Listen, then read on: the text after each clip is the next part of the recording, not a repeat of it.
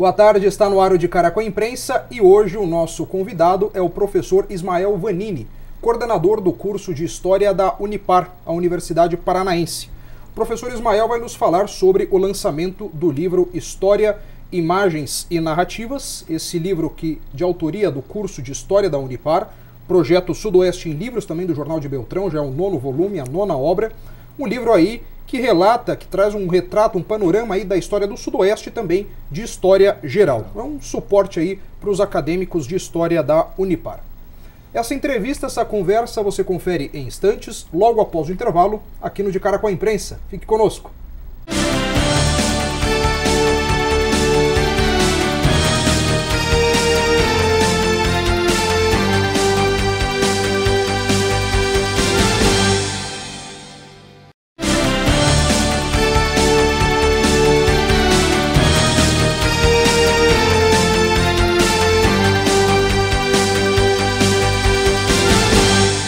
Estamos de volta com o De Cara com a Imprensa e hoje o nosso entrevistado é o professor Ismael Vanini, coordenador do curso de História da Unipar, a Universidade Paranaense. Nós tivemos aí recentemente o lançamento deste livro, História, Imagens e Narrativas, um livro de autoria do curso da Unipar, já é o 9º volume, 9ª obra, um livro aí que traz um panorama da história geral, da história do Sudoeste, uma iniciativa aí do curso de História da Unipar. Professor, seja bem-vindo ao nosso programa, boa tarde. Boa tarde, boa tarde. Obrigado pelo convite, obrigado pela oportunidade. É um momento importante para a gente divulgar o nosso trabalho, esse espaço que vocês abrem para a gente aqui. Certinho, o professor é formado em História pela Universidade de Passo Fundo, é mestre e doutor em História também, mestre pela Universidade de Passo Fundo e doutor pela PUC do Rio Grande do Sul, pós-doutor pela Universidade Federal do Paraná, há 11 anos leciona História na Unipar e é coordenador do curso há 8 anos. Professor, esse já é o 9º volume, a 9ª obra, História, Imagens e Narrativas, mas como é que surgiu a iniciativa de fazer esse livro, os outros livros também, e também dar um suporte acadêmico para os alunos e também registrar a história do Sudoeste também, né? Muito bem, bem. Guilherme, dentro da academia hoje, a universidade, a gente prima muito pelo ensino, que é um pilar, o principal pilar, um dos principais pilares de manutenção, sustentação de um programa dentro de uma universidade. Mas nos últimos anos, a produção acadêmica, ela passou a ser vinculada no sentido de que ela se destacou. Quero dizer com isso que, além daquelas disciplinas de sala de aula, essa foi a preocupação do curso de História, aquelas disciplinas que o aluno cursa lá, História Antiga, História Medieval, História Moderna, Contemporânea, além de todo esse arsenal de uma matriz curricular, a gente se direcionou no sentido de propiciar ao aluno, estimular o aluno à produção acadêmica. Quer dizer, no momento que você vai olhar o currículo de um acadêmico, além das boas notas, ou junto às boas notas, você vai observar a sua produção. Quer dizer, não é só o sentido de você estudar as disciplinas, mas aquilo que você consegue produzir academicamente. Então, esse foi o nosso desafio, de nós termos uma obra lançada, produzida, pesquisada, dentro do rigor acadêmico, do rigor científico, com os nossos professores e alunos. Seria dar ao aluno uma oportunidade de ter uma produção, porque no final da sua graduação, esse aluno geralmente ele vai buscar dentro de uma especialização, depois no sentido de prolongar a sua formação num programa de mestrado e um programa de doutorado, como boa parte dos nossos alunos almejam e buscam isso. Mas para isso, o critério para você ingressar num programa de mestrado, dentro da pesquisa, é aquilo que você produziu. Quer dizer, então o nosso aluno, dentro da universidade, desde a primeira série, ele é convidado, ele é desafiado a se direcionar no sentido da produção acadêmica. Então, a produção dele no final ele terá uma grande importância quando ele almeja buscar passos mais altos, uma bolsa de pesquisa ou entrar num programa na sequência dentro de um programa de pós-graduação. Então essa é a finalidade, desafiar o aluno que além da sala de aula, das disciplinas, ele tem uma produção acadêmica. Para isso é dada uma condição a ele. Primeiro que o nosso livro, os nossos exemplares, com exceção de um deles, que foi o de 2007, quando nós tratamos o cinquentenário da revolta, e aqui, o nosso exemplar de 2007 ele foi direcionado exclusivamente tratando da temática do Sudoeste do Paraná. Com essa exceção, todos eles, os outros 8 exemplares, eles ficam com a temática aberta. Isso favorece o aluno, quer dizer, o nosso aluno tem uma identidade, se identifica, ele aprecia mais pesquisar uma determinada área da história, por isso o livro também vai ao encontro dessa ideia do aluno com a temática aberta. Por isso que nós temos artigos que tratam desde história antiga, história medieval, história do sudoeste do Paraná, história da música, a sexualidade. Então, o aluno é desafiado e é dado uma condição a ele. Quer dizer, desde a primeira série, se ele tiver interesse de pesquisar uma área, ele vai ter acompanhamento de um professor que vai elaborar um projeto de pesquisa dentro dessa área proposta. Esse professor vai orientar o aluno. Esse artigo será qualificado, quer dizer, no decorrer do ano letivo, o aluno terá a qualificação desse artigo e depois, no final, o conselho editorial do programa vai selecionar se esse artigo vai para a obra ou não. Enfim, nós temos sempre um número de artigos muito maiores e uma parte deles, os que mais se destacam, os mais completos, eles são selecionados para compor a obra. É uma média aí de um livro por ano? Um livro por ano. Nos últimos 9 anos nós estamos produzindo um livro por ano. É uma meta que nós atingimos, que nós nos propomos e acabamos atingindo. Assim, as dificuldades das primeiras obras, né, a gente foi aperfeiçoando, nós fomos melhorando. Né, nós tivemos no início um grupo de empresas que nos patrocinou. Isso é uma coisa muito importante que nós temos que destacar. É muito raro, sabe, Guilherme? Eu observo isso, que é muito raro nós encontrarmos um grupo de empresas que se propõe a patrocinar uma obra acadêmica. Geralmente, as empresas acabam buscando outra forma de demonstrar o seu trabalho, o envolvimento com a comunidade de divulgação. Não, nós temos um grupo de empresas aqui em Francisco Beltrão que há 9 anos se interessa, se preocupa e se propõe a patrocinar uma obra acadêmica. E junto com o poder público, nós somos parceiros da Prefeitura com o Departamento de Cultura e a Secretaria de Educação há 9 anos.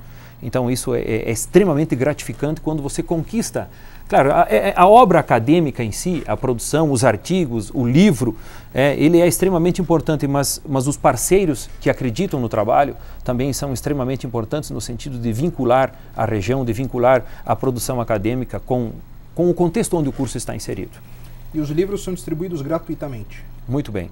Essa é a filosofia, essa é a proposta. Nenhuma das obras é comercializada.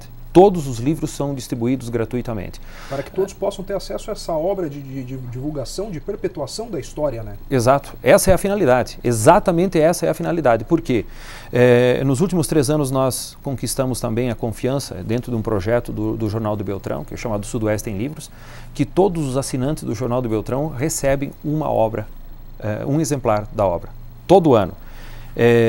E junto com esse projeto de disseminar essa obra, as escolas também recebem um exemplar. Todas as escolas públicas ou privadas da região recebem um exemplar. Sem finalidade, sem fins lucrativos, a finalidade dele está voltada para a produção do interesse do nosso programa. Lógico, é importante nós termos um veículo, um espaço para nós produzirmos, publicarmos, mas também a finalidade de criar uma possibilidade, uma condição de colaborar com as escolas. Quer dizer, todas as escolas recebem, digamos, artigos pesquisados dentro de um contexto, dentro de um curso, dentro de um curso de história, e que essa obra chega à escola e ela pode ajudar na formação e na educação, na formação dos alunos de 5ª, 7ª, 8ª série e 2º grau. Aqui, logo no primeiro capítulo do livro, nós temos o título As Mulheres em Direção à Cidadania, a Luta Sufrágica Feminina no Brasil. Ele aborda o direito do voto da mulher, a conquista do voto pela mulher? Exatamente. Assim, acompanhando isso, Guilherme, dá uma satisfação de ver a riqueza da capacidade, da boa vontade dos nossos alunos. É publicado por 2 alunas nossas, né? Elas escolheram essa temática. A Daniele Fainello e a Gisele Raquel de Carvalho. Exatamente, uma acadêmica da 2ª série e uma aluna nossa da especialização. A proposta delas foi, dentro do tema que elas mais se identificaram, pesquisar, produzir, elaborar um artigo da participação feminina na luta, a construção da luta feminina, o espaço feminino dentro da sociedade brasileira, entre inúmeros elementos e espaços que a mulher conquistou, elas escolheram esse tema do voto.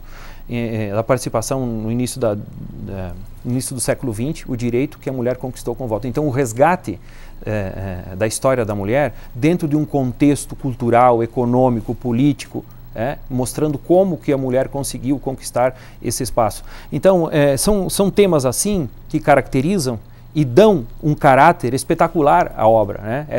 E o que seja mais gratificante é que a produção dos nossos alunos. Também sobre, aqui eu até achei interessante, abordagens historiográficas, é o capítulo 2 do livro, apontamentos para a história da sexualidade. Curioso, né? Porque eu nunca tinha ouvido falar isso, que alguém se dispusesse a tratar sobre a história da sexualidade, né? Mas no meio acadêmico, até para divulgação, né? Uma coisa curiosa. Como é que está retratado isso aqui? A sexualidade hoje na historiografia é um dos temas mais pesquisados. A sexualidade sempre fez parte da organização dos diferentes grupos humanos. Desde a pré-história até os momentos atuais, o homem sempre se preocupou com o resultado dos seus impulsos sexuais. A sexualidade no sentido em determinado contexto. Então a sexualidade é um elemento extremamente importante e definidor da organização dos diferentes grupos humanos. Desde a pré-história até os dias atuais, a sexualidade tem uma função, uma conotação dentro dos diferentes processos históricos. É também algo inerente ao ser humano, né? Mas é um tabu, né? Sim. É um dos elementos que a historiografia trata. Quer dizer, existe a sexualidade em si, o ato em si, o ato sexual, né? E existe todo um discurso, o que se fala sobre o ato sexual. Aí entra a questão dos valores, dos princípios, dos tabus. Então, a sexualidade, um exemplo, vou citar um exemplo assim. Os imigrantes italianos do norte da Itália, no final do século XIX, quando se preparavam para migrar para a América. A sexualidade deles, ela tinha uma função, ou ela tinha que ter uma caracterização. Quer dizer, os imigrantes italianos, os italianos do norte da Itália controlavam a natalidade. Eles precisavam controlar a natalidade. Portanto, a sexualidade era extremamente importante ser racionalizada. A racionalização dos impulsos sexuais. Aliás, a Europa passou por um processo nesse sentido desde o século, ainda no século XIX, início do século XIX e sobretudo no século XX. Quer dizer, o controle do número de nascimentos está intimamente ligado com a sexualidade. Mas como que no até século XIX... das guerras, índices de miséria que assolavam a Europa na época. Exato, também, né? Perfeito. No contexto da imigração, no final do século XIX, os italianos tinham que controlar a natalidade. Portanto, os impulsos sexuais dos italianos, eles precisavam ser condicionados, precisavam ser racionalizados e precisavam ser pensados. Quer dizer, os impulsos sexuais não poderiam se converter em natalidade, em filhos, por conta daquela condição econômica, da miséria do norte da Itália, tanto que o próprio governo italiano canalizou essa pressão demográfica para o Novo Mundo, para a América. E os imigrantes italianos que vieram no final do século XIX para ficar na lavoura do café, substituindo a mão de obra escrava e ocupar as regiões das terras devolutas da Serra Gaúcha. Quando esses imigrantes italianos chegam e ocupam, por exemplo, a Serra Gaúcha, no Rio Grande do Sul, a sexualidade terá uma outra finalidade, uma outra função. Ao contrário da Europa, o sexo aqui ele tem que se transformar em natalidade.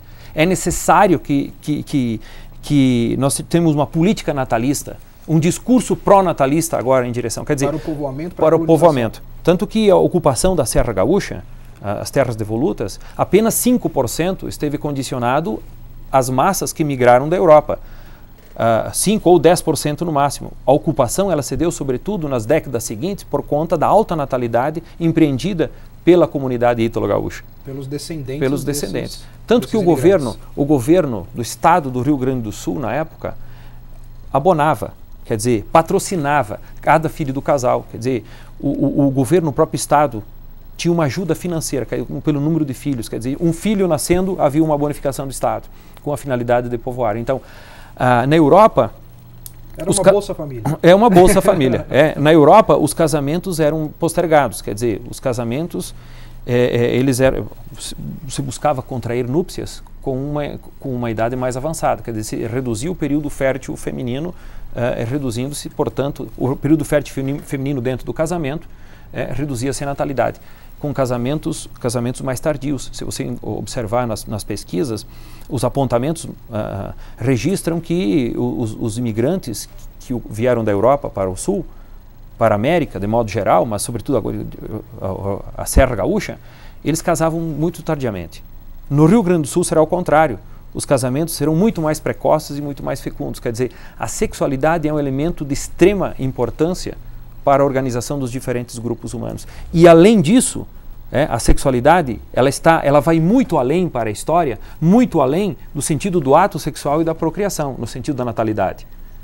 A sexualidade, ela tem um conjunto de valores e princípios e discursos que estão estabelecidos. As religiões discursam sobre a sexualidade.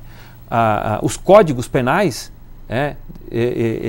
organizam e criam dispositivos relacionados à sexualidade. Quer dizer, ela sempre é pensada. Não há um governo sobre a face da Terra que não se preocupe com a sexualidade do seu povo. Então, o discurso, mais um exemplo relacionado à sexualidade. As religiões.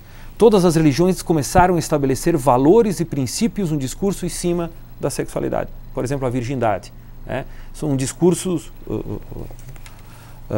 sociedades que estão vinculadas, chamadas sociedades iminólatras, aquelas que exaltam e supervalorizam o ímen, a virgindade.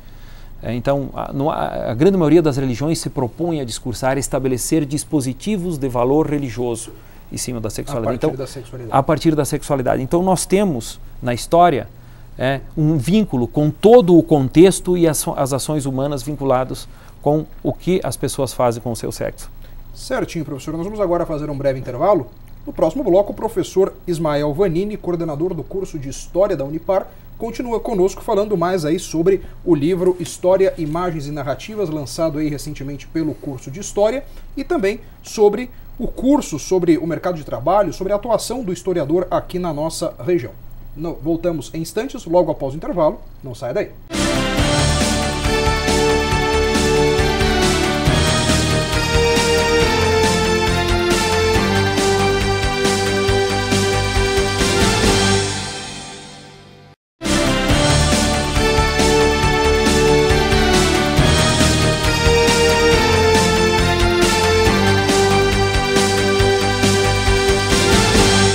Estamos de volta com o De Cara com a Imprensa e hoje nós recebemos o professor Ismael Vannini, que é coordenador do curso de História da Unipar, a Universidade Paranaense. O curso de História, inclusive, recentemente lançou esse livro, mais um projeto aí, mais um livro do projeto de lançar um livro por ano aí que registre, que perpetue a história geral, a história do Sudoeste, o projeto Sudoeste em Livros, também do Jornal de Beltrão, esse livro História, Imagens e Narrativas, lançado aí recentemente. Professor, deixando agora um pouco o livro de lado, hoje, dia 2 de novembro, sábado, feriado de finados, feriado nacional aí de finados, feriado dos mortos.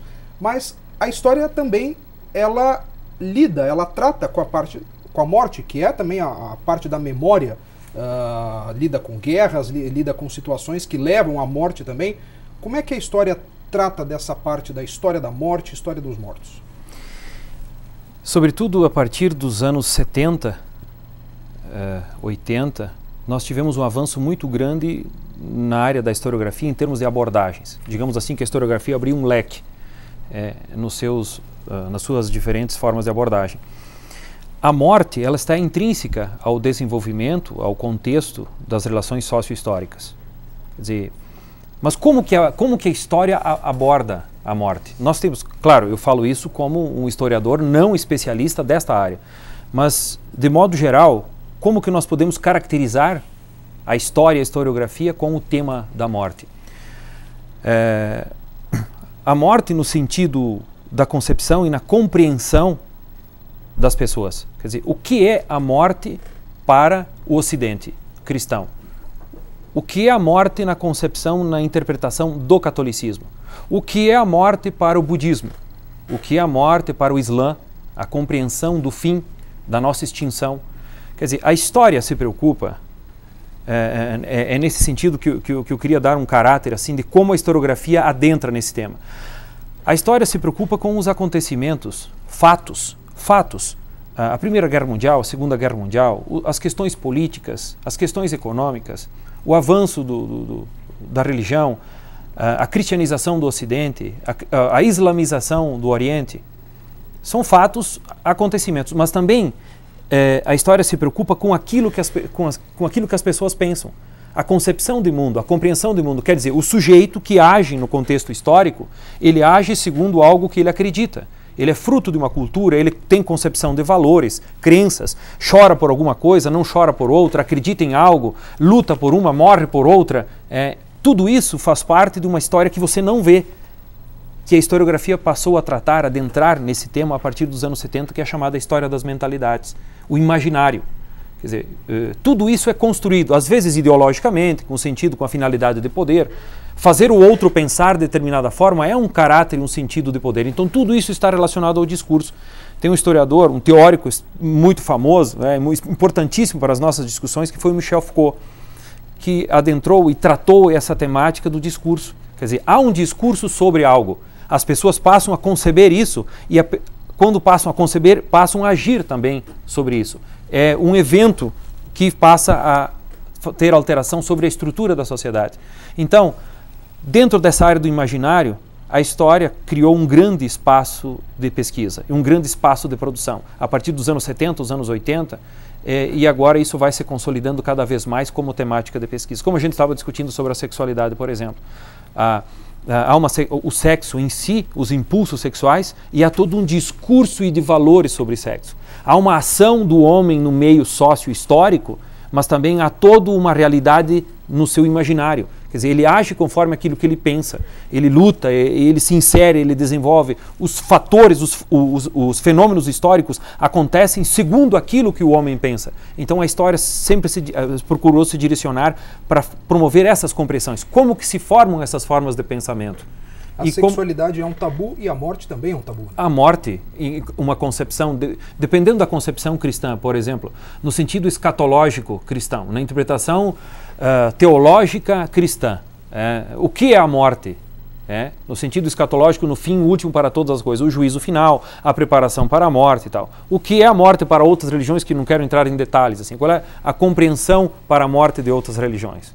Esse medo da morte, o sentido da extinção, essas crenças, o imaginário, o que há depois da morte. Então a historiografia se preocupou muito dentro dessa área, e há especialistas que, se a gente for fazer qualquer pesquisa, especialistas que tratam da história da morte, a morte em si como tema. Então, é bem nesse aspecto, o que é o sentido do imaginário e o que ela está vinculado com a forma de pensamento das pessoas, que é esse tema que a história adentrou muito nas últimas décadas.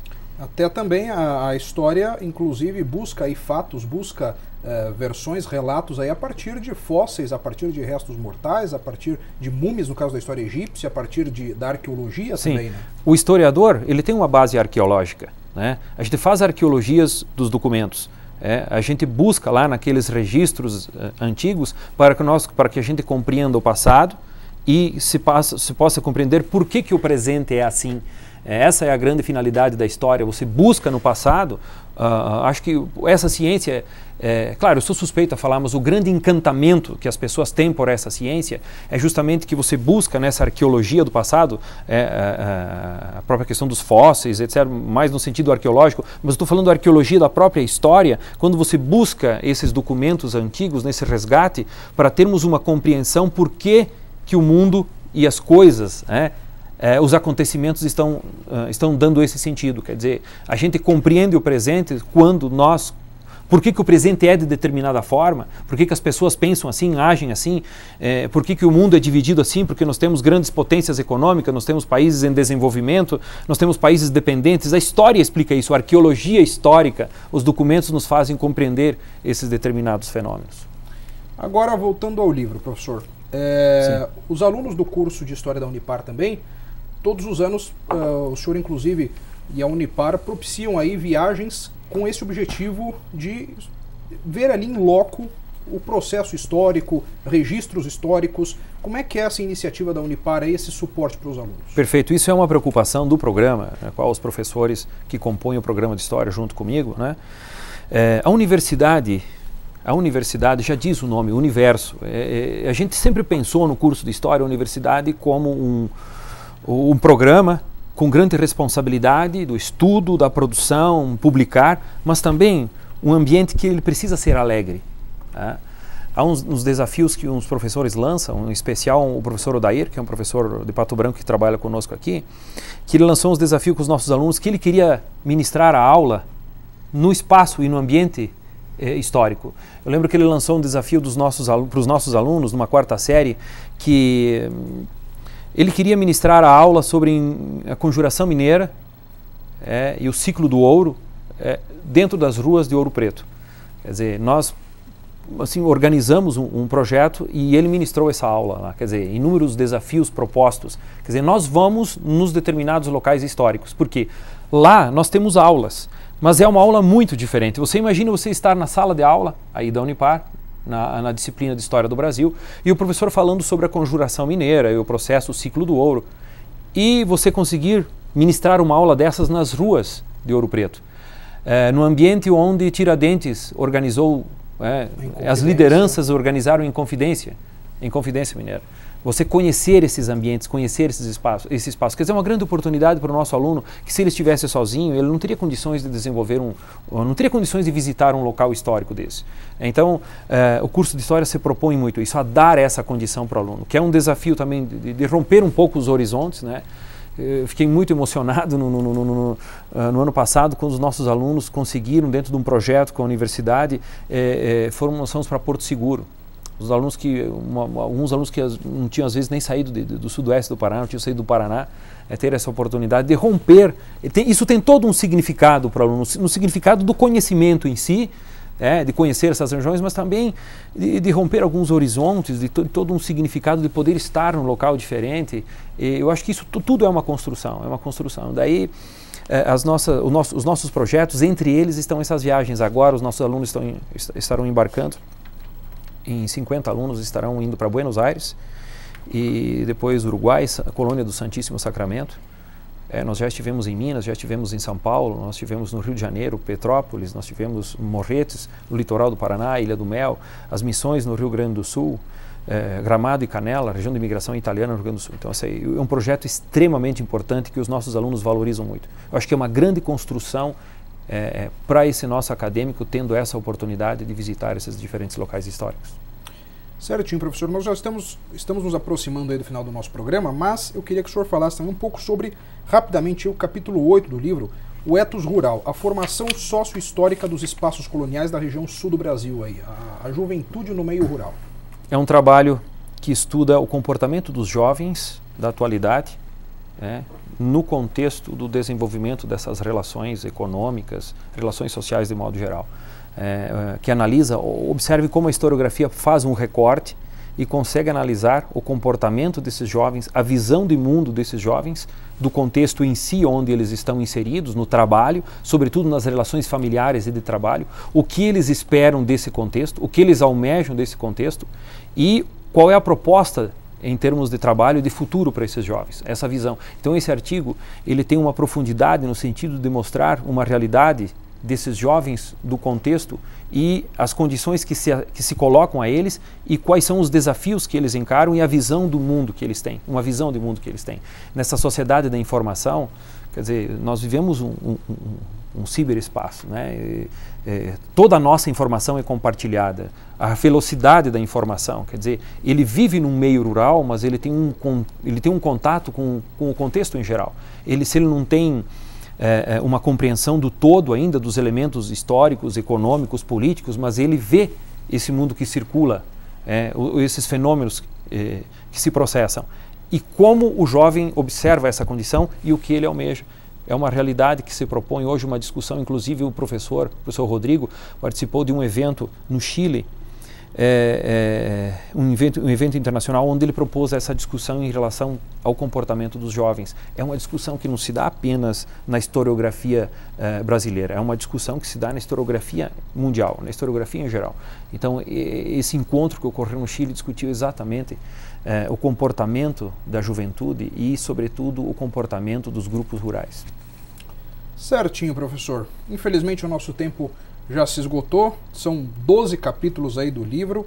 É sem dúvida, um grande panorama histórico aí, história geral, história do Sudoeste.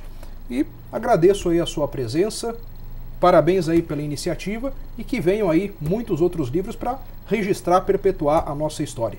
Muito obrigado, Guilherme. Eu observo que a importância do curso de História, ele consegue se sustentar porque nós temos uma comunidade, nós temos um capital cultural que permite que a universidade hoje se sustente. E não só a Unipar, todas as instituições aqui do sudoeste do Paraná. Digamos que nessa última década há um grande crescimento no sentido do avanço da cultura acadêmica. a cultura universitária. Então o curso de História se insere nesse contexto e eu acredito que nós estamos contribuindo, sobretudo com a formação dos nossos alunos, formação desses profissionais, mas também criando uma ideia e avançando no sentido da formação da identidade do Sudoeste do Paraná, a identidade histórica do Sudoeste do Paraná.